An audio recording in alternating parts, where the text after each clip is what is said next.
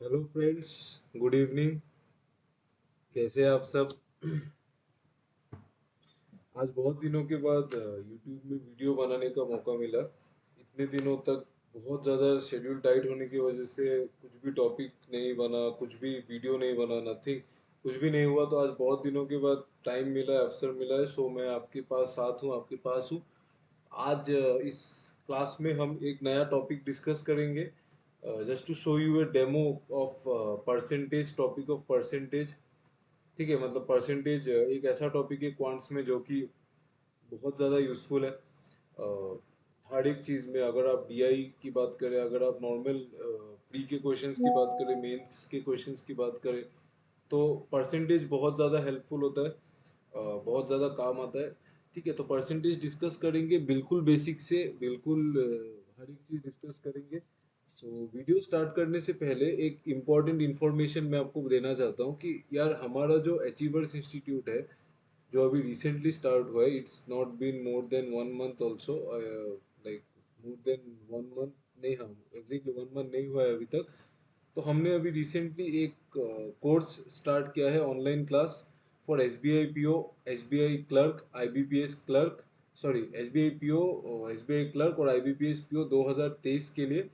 3 महीने का कोर्स है ये, 3 मंथ्स, 3 महीने का कोर्स है, जिसमें कि आपको मैं पढ़ाऊंगा क्वांट्स और रीजनिंग, और मिस्टर डोनाल्ड नर्जरी पढ़ाएंगे, इंग्लिश पढ़ाएंगे। आप तो मेरे बारे में जानते ही होंगे, अगर आप मेरे वीडियो देख रहे हैं तो मैंने जैसे कि क्या क्या एग्जाम्स क्लियर करा है, मेरा पोर्टफोलियो कैसा है, तो मैं मिस्टर डोनाल्ड नर्जरी का पोर्टफोलियो बता देता हूँ। ये सर अभी हमारे साथ इंग्लिश पढ़ाएंगे, और सर जो है वो मास्टर ऑफ आर्ट्स है लिंग्विस्टिक्स में, मतलब लैंग्वेज रिलेटेड सब्जेक्ट्स में, from Guwahati university.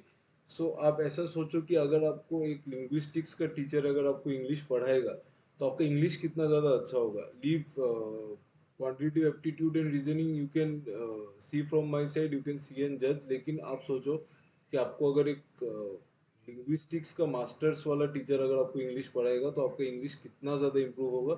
So grab this opportunity. ये जो कोर्स है ये सिर्फ ओनली अवेलेबल एट 1999।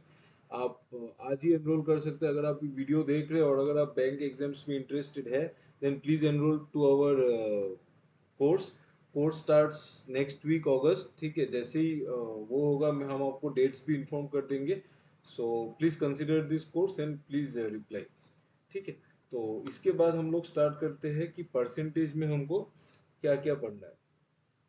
देखो, मैं वीडियो ज़्यादा लॉन्ग नहीं रखूंगा, वीडियो बहुत शॉर्ट रहेगा। I will try to cut it within 20 to 30 minutes, आधा आधे घंटे के अंदर खत्म करने को ट्राई करेंगे। तो स्टार्टिंग में देखो, परसेंटेज में क्या होता है, कुछ कुछ चीज़ें हैं जो आपको पता होना चाहिए। ठीक है, जैसे कि percentage to fraction, percentage to fraction पता होना बहुत ज़रूरी है। कहाँ से कहाँ तक पता होना ज़रूरी है, मैं वो भी आपको बताऊंगा।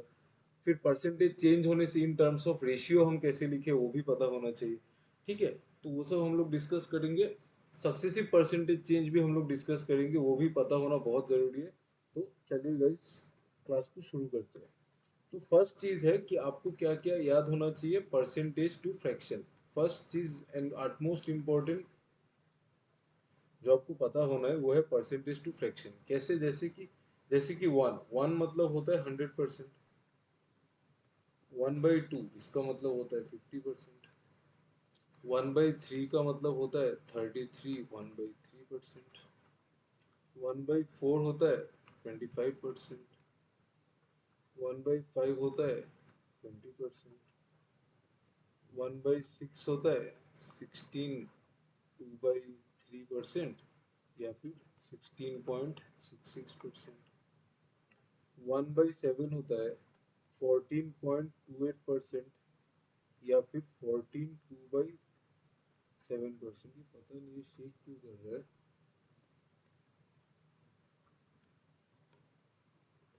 1/8 होता है 12.5%।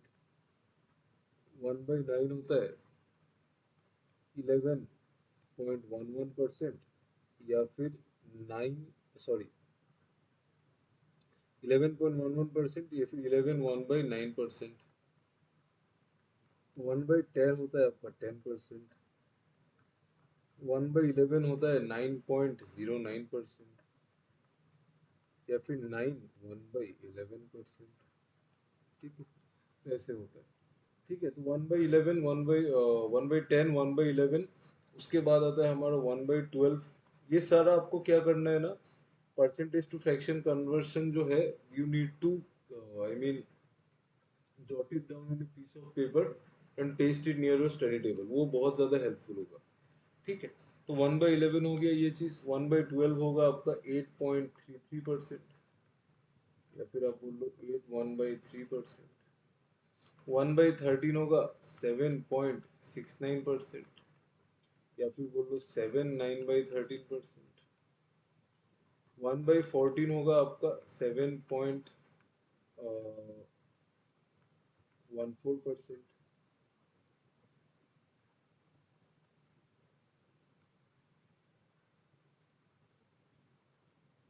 7.14% या फिर 7 1/7%। 1/15 आपका होगा 6.66%, या फिर 6 2/3%। 1/16 आपका होगा 6.25%। 1/17 होगा आपका 5.88%। 1/18 होगा आपका 5.55%। 1/19 होगा आपका 5.26%। और 1/20 जो होगा वो होगा आपका 5%। तो गाइस क्या है कि यहाँ से यहाँ तक आपको परसेंटेज टू फ्रैक्शन 1/2 से लेके 1/20 तक, 1/2 से लेके 1/20 तक आपको परसेंटेज टू फ्रैक्शन कन्वर्जन जो है वो मेमोराइज होना है। इट्स सुपर इम्पोर्टेंट, आपको percentage to fraction conversion memorise होना ही है। ठीक है, कोई अलग मतलब रास्ता नहीं है। इस ये करना ही है, ये बहुत ज़्यादा इम्पोर्टेंट है, और ये मैंडेटरी कंसिडर कीजिए कि आपको 1/2 से लेके 1/20 तक आपको याद होना ही होगा, होना ही पड़ेगा। ठीक है, इसका कोई बैकअप प्लान नहीं है।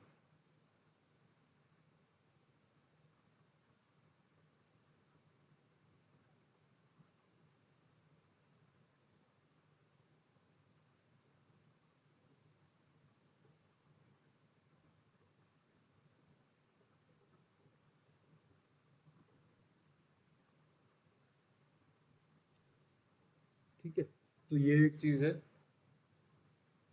तो उसके बाद, ठीक है, तो ये हो गया। फिर आपको इसके बाद क्या होता है कि कुछ कुछ चीज़ है, कुछ कुछ कॉमन फ्रैक्शन कन्वर्शंस है, वो आपको याद होना चाहिए।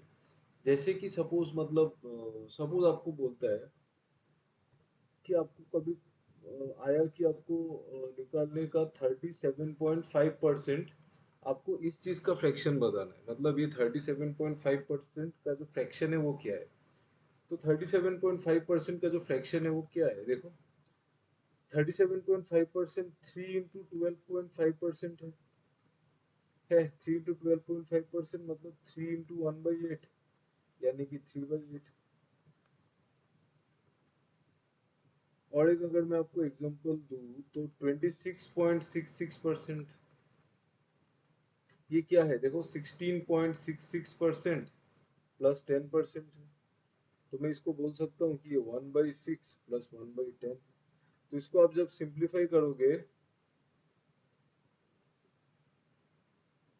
4/15 निकल के आएगा। तो ये सब चीज सिंप्लीफाई करके भी एटलीस्ट निकालने आना चाहिए स्टूडेंट को। ठीक है, फिर देखो और एक है 87.5%। 87.5% जो है वो क्या है, 100%, 100 - 12.5% है। ठीक है, 100% - 12.5%, 100% मतलब 1, 12.5% 1/8, तो 1 - 1/8 कितना आता है, 7/8। तो ये सब चीज कुछ कुछ है जो कि आपको जानना है। सपोज आपको कभी पूछे कि 437.5%, तो वो क्या होगा आपका, वो ये हो जाएगा आपका 400% प्लस 37.5%। ठीक है, तो जैसे कि 400% 4 और 37.5% मतलब यहाँ से मिला ना 3/8।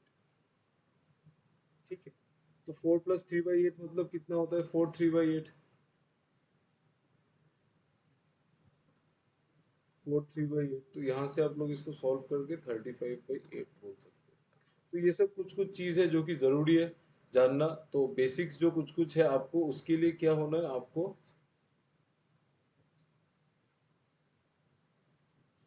ये वाले कन्वर्जन आने चाहिए, ये वाले सारे कन्वर्जन आपको आने चाहिए, one, one by two, one by three, one by four, one by five, one by six, यहाँ से लेके आपको पूरा पता होना चाहिए। ठीक है, फर्स्ट चीज। सेकेंड थिंग ये है कि आपको और कुछ कुछ चीजें पता होना चाहिए, इनिशियल और फाइनल रेशियो। वो मैं आपको बताता हूँ। सपोज आपको बोला गया कि एक नंबर, ए नंबर, आप ऐसा छोड़ो, आप ऐसा समझ लो कि सपोज हम लोग अभी देखते हैं परसेंटेज इंक्रीज। फर्स्ट केस में क्या हुआ, परसेंटेज, कोई भी नंबर परसेंटेज इंक्रीज हुआ 20% से। तो मैं आपको बोल रहा हूँ कि इनिशियल और फाइनल नंबर जो होगा उसका रेशियो कितना होगा। ठीक है, इनिशियल और फाइनल नंबर का रेशियो जो है वो क्या होगा। 20% मतलब क्या होता है, 1/5। 20% मतलब 1/5। तो 20% का मतलब ये भी होता है कि 20/100। तो अगर हम लोग कंसिडर करें 20% इंक्रीज, तो हम बोल सकते हैं कि नंबर जो है अगर 100 था तो क्या हो गया होगा, 20% इंक्रीज होगा 120। 120। परफेक्ट। परफेक्ट। हमने क्या किया, देखो बेस वाला को हमने इनिशियल नंबर कंसिडर किया। आप ये समझो कि 20/100 परसेंटेज इंक्रीज मतलब इन टर्म्स ऑफ 100, तो बेस नंबर को हमने, बेस में जो नंबर था उसको हमने इनिशियल नंबर कंसिडर किया और +20 ऐड कर दिया, 100:120। सिमिलरली हम 20% को 1/5 लिख सकते हैं, तो अगर हम बेस नंबर को इनिशियल नंबर कंसिडर करें तो हम इसको 5:6 लिख सकते हैं, बहुत अच्छे से, बहुत प्यार से, 5+1।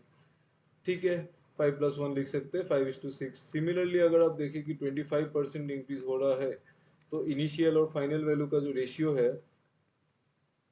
उसको हम बोल सकते हैं 25% का मतलब 1/4। तो जैसे कि हम बोल सकते हैं 25/100। 25/100 तो मैं बोल सकता हूँ नंबर 100 से बढ़ के 125 हो रहा है। सिमिलरली मैं बोल सकता हूँ कि नंबर 4 से बढ़ के 4+1 5 हो रहा है, तो 4:5। बहुत इजी, बहुत प्यार से देखो, बहुत ही इजी है, ये चीज कुछ भी नहीं है। अगर आप कंसिडर करें नेक्स्ट, सपोज 50% इंक्रीज, 50% इंक्रीज अगर आप देखें इनिशियल और फाइनल का, 50% का मतलब क्या होता है, 1/2। अगर मैं इनिशियल नंबर को 2 पकड़ू तो 2+1 हो जाएगा, तो इनिशियल और फाइनल नंबर 3, 2:3। ओके। अभी अगर हम लोग देखें परसेंटेज डिक्रीज, ठीक है, अगर हम लोग देखें परसेंटेज डिक्रीज, तो परसेंटेज डिक्रीज में क्या होगा, देखो परसेंटेज डिक्रीज में अगर मैं आपको बोलूं कि 50% डिक्रीज होगा, होना चाहिए नंबर, 50% डिक्रीज मतलब 50% मतलब 50/100। मतलब अगर इनिशियल नंबर अगर 100 था तो उसमें से 50 घट के नंबर 50 हो जाएगा। मैं आपको ये 50% को मैं 1/2 भी तो लिख सकता हूँ, तो मैं बोल सकता हूँ नंबर 2 था, 2-1 हो गया, है ना, -1 हो गया, तो 2:1 हो गया। आप दूसरा एक एग्जांपल कंसिडर कर लो, सपोज 35% डिक्रीज, 35% डिक्रीज हो रहा है। 35% डिक्रीज मतलब 35/100। इसको हम लोग और शॉर्ट में क्या लिख सकते हैं, 7/20 लिख सकते हैं, काट के 7/20। तो मतलब अगर मेरा नंबर अगर 20 था, मेरा नंबर अगर 20 था, तो वो घट के 13 हो गया होगा। क्यों, 20 - 7 हो गया होगा। ठीक है, वेरी सिंपल, वेरी सिंपल। तो ये सब चीज परसेंटेज इंक्रीज और परसेंटेज डिक्रीज जो है ये बहुत ज्यादा इंपॉर्टेंट है। ये मैथ्स में यूज होते ही रहता है, तो आपको ये पता होना चाहिए। ओके। ओके। तो मेरे पास कुछ कुछ क्वेश्चन है, उसको हम लोग सॉल्व करके ट्राई करेंगे ये चीज समझने का। फर्स्ट देखो क्या क्वेश्चन है, a number is decrease bye 41.66%। First of all आपको क्या करना है, just a minute. Number is decreased by 41.66%. How much should to be increased, should it be increased to get the original number? मतलब क्या हुआ कि एक नंबर था, कोई भी नंबर ले लो आप। सपोज मैं आपको एक दूसरा एग्जांपल देके बताता हूँ। मतलब मैं बस बोल रहा हूँ कि एक नंबर था 100।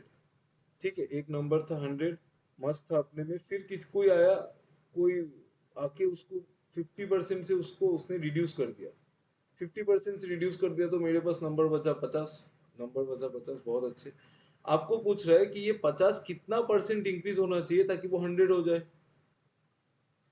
ये 50 जो है वो कितना परसेंट इंक्रीज होना चाहिए ताकि वो 100 हो जाए। फर्स्ट ऑफ ऑल आप देखो कि 50 कितना इंक्रीज होना चाहिए 100 होने के लिए। 50 इंक्रीज होना चाहिए।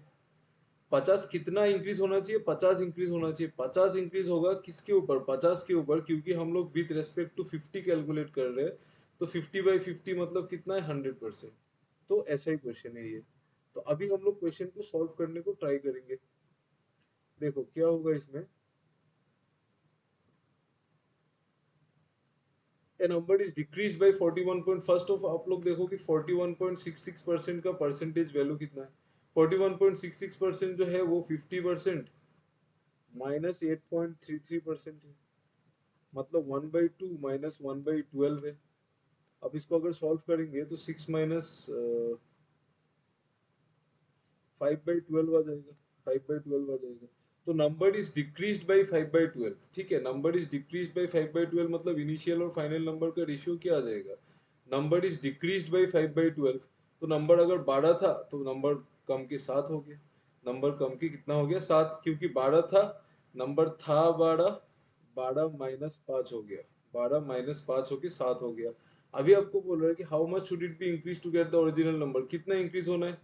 7, 7 है नंबर, उसको ओरिजिनल नंबर 12 करने के लिए इंक्रीज होना है 5। इंक्रीज होना है 5 किसके ऊपर? 7। तो आंसर है 5/7। मुझे पता है 1/7 जो है वो कितना है? 14.28% है। इसका अगर आप 5 गुना करेंगे तो 5/7 आ जाएगा। ये 5 into 1/7 है। ठीक है, 5 into 1/7 मतलब 5 into 14.28%। अगर आप इसको कैलकुलेट करेंगे 5 into 14.28, तो 14 into 5 70, 0.28 into 5 140। ठीक है, तो 71.42% is your answer.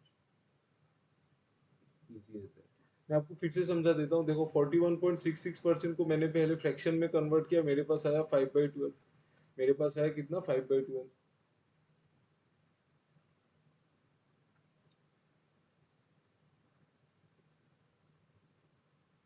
Just a minute.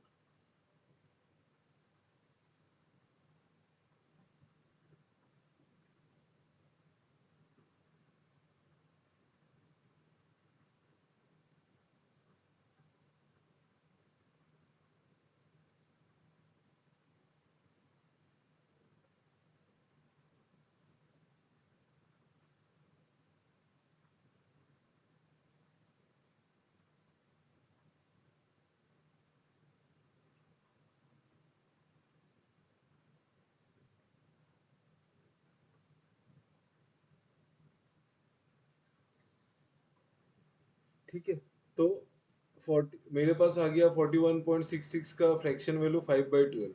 फिर बोला कि डिक्रीज बाई 5/12 मतलब अगर नंबर 12 था तो घट के हो गया 7। नंबर 12 था तो घट के हो गया 7। अभी बोला कि कितना इंक्रीज हो जाए ताकि 12 मिल जाए। देखो कितना इंक्रीज होना चाहिए? 5 इंक्रीज होना चाहिए अपॉन 7। परसेंटेज निकालना है तो मुझे फ्रैक्शन में इनिशियल वैल्यू लेना पड़ेगा, है ना? फ्रैक्शन में इनिशियल वैल्यू लेना पड़ेगा। तो 5/7, तो 5 into 1/7 मतलब 71.42%। कैसे है? 1/7 का वैल्यू मुझे पता है, उसको मल्टीप्लाइड बाई 5 कर दिया। नेक्स्ट। नेक्स्ट देखो, अंकिताज इनकम इज 8.33%। पहले आप जब फ्रैक्शन परसेंटेज देखते हैं उसको फ्रैक्शन में सोच लो। 8.33% मतलब 1/12। तो Ankita's income is 8.33% more than that of Rishi. मतलब अगर ऋषि का इनकम 12 है तो अंकिता का इनकम उससे 1/12 ज्यादा है। मतलब अगर ऋषि का इनकम 12 है तो अंकिता का इनकम 12+1 है। तो अंकिता का इनकम जो है वो 13 है। हाउ, फिर ठीक है, how many percent is rishis income less than that of Ankita. अभी बोला है ऋषि का इनकम कितना कम है अंकिता से। ऋषि का इनकम कितना कम है अंकिता से, less than that of Ankita मतलब बेस में अंकिता है, इन कंपैरिजन टू अंकिता लेना है। तो अंकिता 13 है, उससे कितना कम है? 12। 1 कम है तो 1/13 मतलब 7.69% इज योर आंसर। ठीक है, इस क्वेश्चन में कुछ नहीं था आपको, इसीलिए रेशियो कन्वर्जन आना चाहिए। ठीक है, ये अगर आ गया आपको तो बहुत इजीली सॉल्व हो जाएगा। नेक्स्ट देखो, Amrita went to school for 201 days in a full year. क्या बोला? वो 201 दिन स्कूल गई। If her attendance is 75%, find the number of days on which the school was open।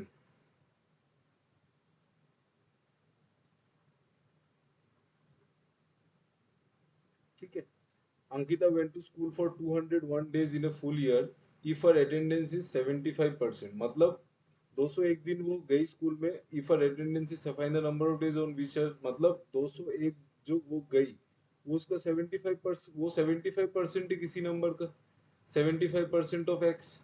तो on which x days he school open होगा, मतलब देखो 75% ऑफ एक्स, मतलब एक्स दिन अगर स्कूल ओपन होगा, if the school was open for x days suppose, 75% of x ही 201 होगा।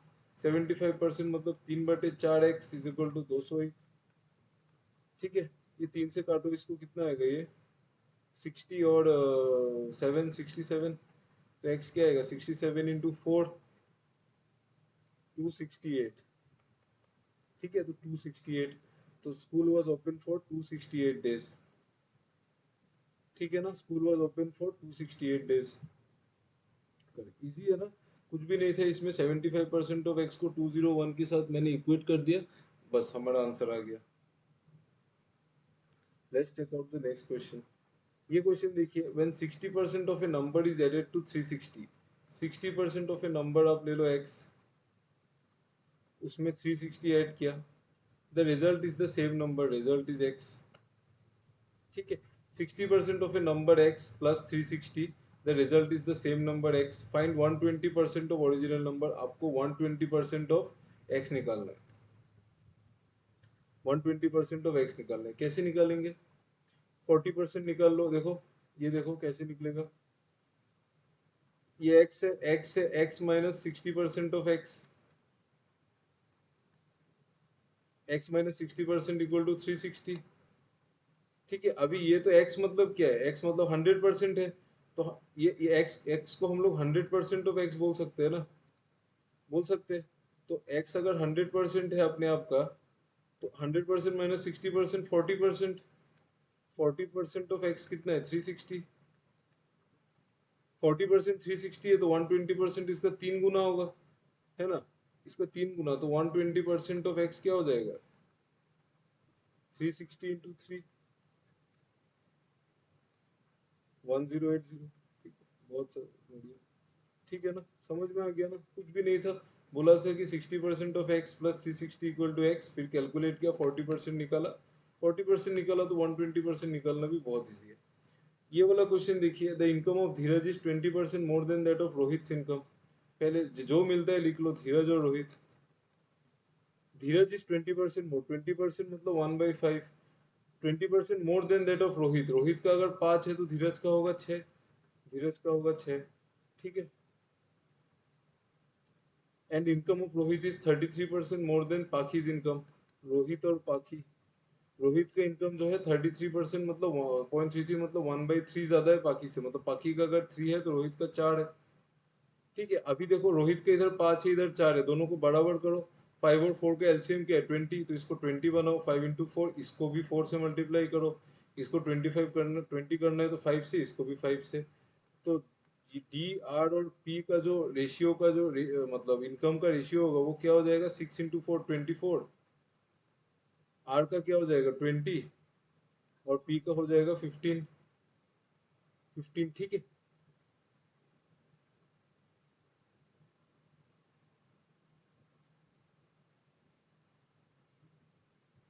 ओके। अभी देखो, if the difference between the income of पाखी एंड धीरज इज 7101, धीरज और पाखी, धीरज और पाखी देखो, यह है ना मेरे पास, धीरज राग, आर और पी, धीरज राग रोहित और पाखी ना, तो 24 20 15। क्वेश्चन में बोल रहा है, if the difference between the income of पाखी एंड धीरज इज 7101, धीरज और पाखी, धीरज और पाखी, धीरज और पाखी में इनकम का डिफरेंस कितना है, धीरज और पाखी में इनकम का डिफरेंस कितना है 24, एक है 24 यूनिट और एक है 15 यूनिट, तो डिफरेंस कितना है 9 यूनिट्स, 9 यूनिट्स का वैल्यू कितना बोल रहा है 7101, 7101। क्वेश्चन में आपको क्या पूछा है,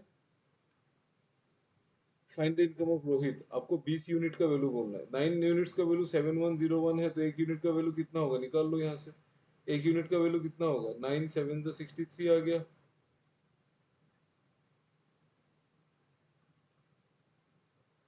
789 आ जाएगा।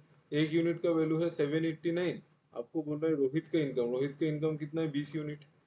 तो 20 यूनिट क्या होगा 789 इंटू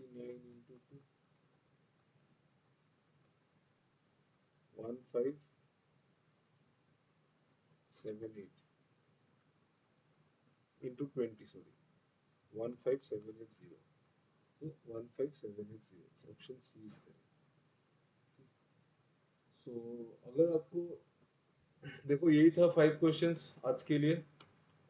आई होप आपको थोड़ा कुछ समझ में आया होगा, और अगर आप सिंसियरली एक एस्पिरेंट है देन आप ये सब याद कीजिए, जो जो चीज़ डायरेक्शन से उसको फॉलो कीजिए। और अगर आप S B I P O और I B P S P O और S B I clerk exams के लिए बैठना चाहते हैं, और अगर आपके पास स्टिल कोई डायरेक्शन नहीं है, तो हम है आपके लिए। हम आपको फुल कोर्स प्रोवाइड करेंगे, जो भी है जितना भी जो चाहिए हर एक चीज़ प्रोवाइड करेंगे हमारी तरफ से जितना हो सकता है। हमारा बैच में हम प्रोवाइड करेंगे एवरी डे 2 to 2.5 आवर्स का क्लासेस रहेगा रात को। तो कंसिडर इट एन ऑप्शन। और अगर आपको मेरे क्लासेस पसंद आ रहे हैं तो मैं हमेशा बोलता हूँ, if you haven't subscribe then please subscribe to this channel, like my videos and please support me. Thank you guys. Good night.